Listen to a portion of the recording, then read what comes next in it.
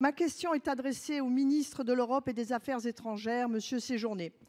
Tout le monde se souvient du vol MH17, abattu en Ukraine en 2014 par un missile sol-air tiré par les forces pro-russes du Donbass.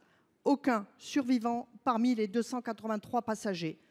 Depuis le 1er février 2024, Pékin met en danger la sécurité aérienne dans le détroit de Taïwan. Un vol Air France passe par ce couloir aérien. L'administration de l'aviation civile chinoise a décidé unilatéralement d'une modification de ses itinéraires de vol dans le couloir aérien M503 qui viennent désormais frôler la frontière aérienne officieuse entre Taïwan et la Chine. L'objectif de Pékin est clair: harceler les défenses aériennes de Taïwan et de se servir du passage d'avions civils pour camoufler des manœuvres militaires. Taïwan condamne cette décision et pointe les conséquences néfastes en termes de sécurité des passagers internationaux, dont nos ressortissants en provenance et à destination de Shanghai. La révocation de l'accord aérien conclu en 2015 entre les deux rives du détroit de Taïwan constitue un coup de force et porte atteinte au statu quo.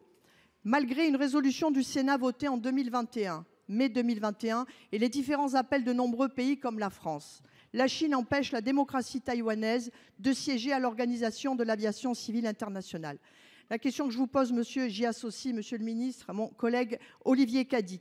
Que va faire la France pour amener la Chine à revenir à l'accord aérien conclu avec Taïwan en 2015 et sécuriser ainsi nos ressortissants? Je vous remercie.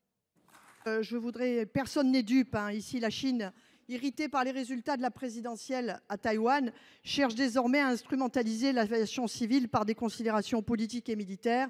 Je le répète, la France doit appeler à l'ouverture de négociations pour sauvegarder le statu quo dans le détroit de Taïwan, fondé sur la paix, la sécurité dans le respect mutuel et celui des règles de droit. Je vous remercie. Merci.